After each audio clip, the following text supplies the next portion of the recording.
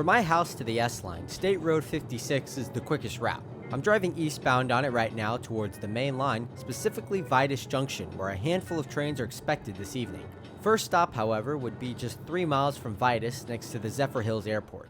Built back in the early 20th century by the ACL, this old depot was slated for demolition in the late 1970s, but was donated to the city by CSX and now has found a home just a stone throw away from the Seaboard's main line. Although this is the S-Line, a situation similar to that of Owensboro is notable here in Zephyr Hills. The track just 300 feet away from the depot is actually ex-ACL. This section of ACL's Tampa to Vitis main was blended into the Seaboards to connect at Vitis Junction, making the tracks through downtown redundant and pulled out not long after. At Vitis, I'd be greeted coldly by Reds looking both directions. Because there's no ATCS here or train tracking device available on CSX, patience is key. Another hour goes by, and finally it seems as the wait has paid off. A limited clear aspect lights up the number 1 track, signaling a train onto the Yeoman sub towards Tampa.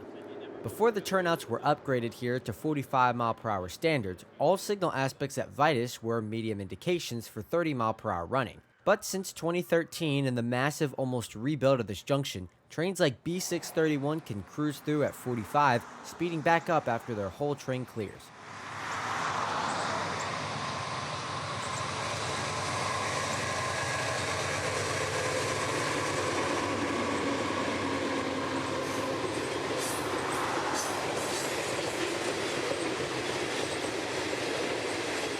Two rebuilt Union Pacific AC-44s would lead this train south today, with 95 loaded ethanol tanks behind. This 631 would be a hot catch for many around the Plant City and Tampa area. CSX detector, milepost 836.5, track main 1, no defects. Repeat, no defects. Total axles 400, detector out.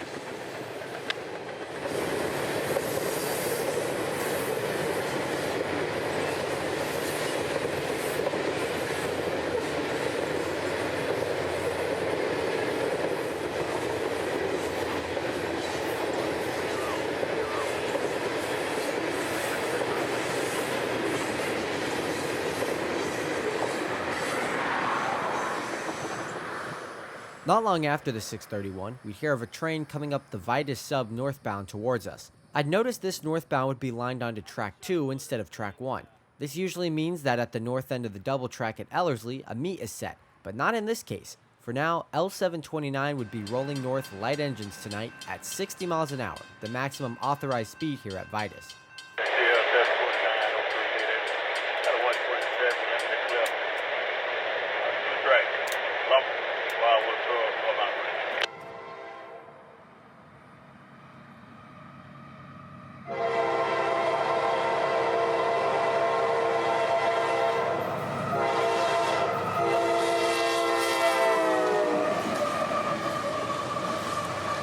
CSX detector, milepost 836.5, track main 2, no defects. Repeat, no defects. Total axles 1, 2, detector out.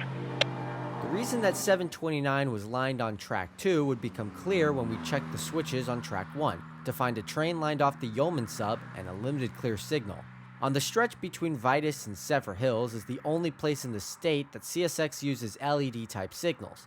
I would assume it was a test that didn't yield any notable results because the LEDs at Zephyr Hills have since been replaced, leaving this one at Vitis alone in the state. The limited clear would be for a northbound ethanol train coming out of Tampa, diverging onto track 1, set to meet another train northbound at Ellerslie. 64204, limited clear Vitis Junction on the number 1 track, NS 4821.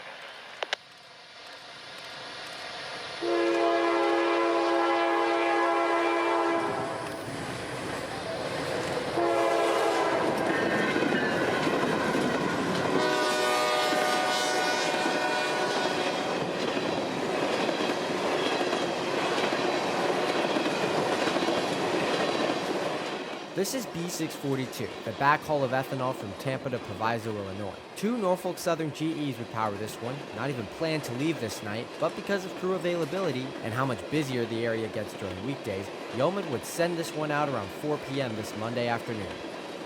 CSX detector, milepost 836.5.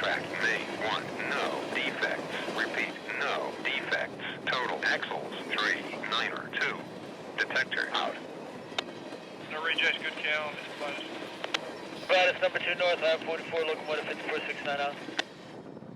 Not 2 minutes behind the 642 would be I-044, rounding the curve at Vitis on track 2 and bypassing that B642. Another solo leader on 44 tonight, now a common occurrence since this past winter.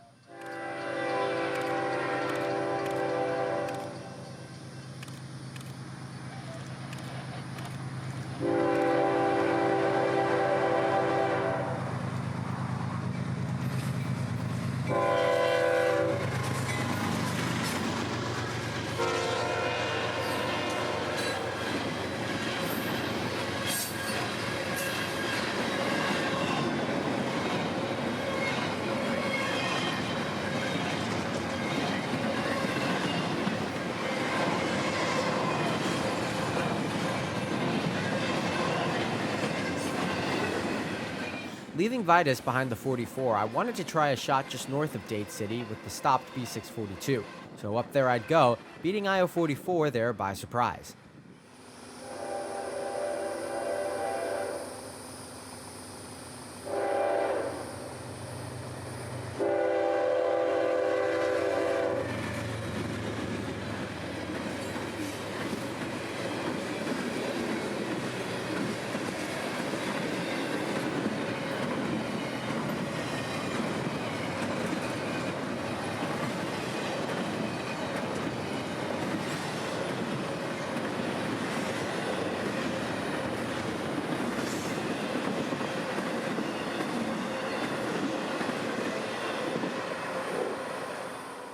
At milepost AR825.9 is the distant Tillacoochee and the Dade City defect detector. Parking next to the crossing here at Gold Road, I'd set up on the parallel Bradshaw Road, which is just a dusty gravel road used to access a couple homes about a mile back in the woods. As 642 crawled out of his stop at Ellerslie and 44 continued his speedy trip north, the signal here would light up with an advanced approach aspect as 642 entered the block. It would stay like this for about a minute before upgrading to a high green once 642 approached.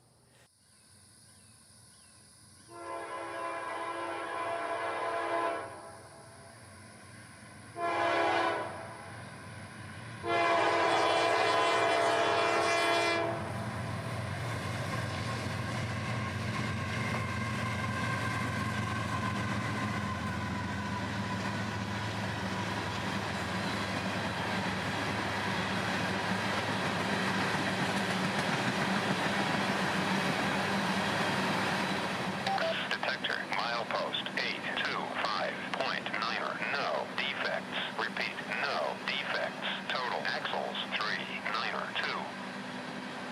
Detector out. Rejoining at the camp.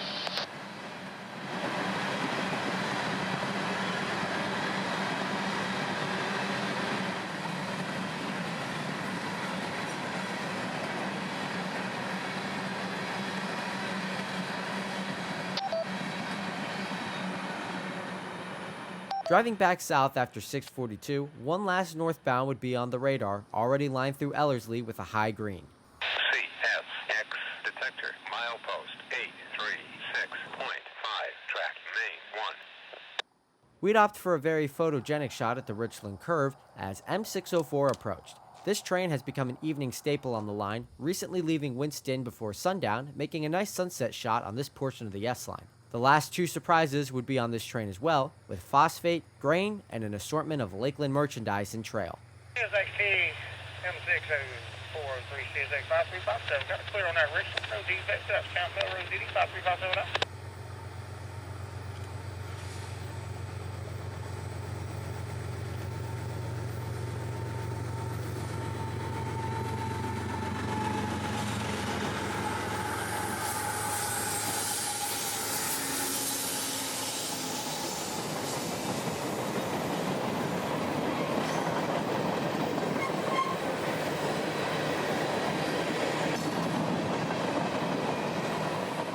.604 would wrap up my night, quite a good one at that. The S-line is slowly getting busier, and it can yield really good nights if you plan it out right, and you have a little bit of patience. I thank all of y'all for watching this one. If you have any comments, leave them below. I always enjoy the feedback. But until we meet again somewhere out there trackside, this is Christian from Multicolor Films. End of transmission.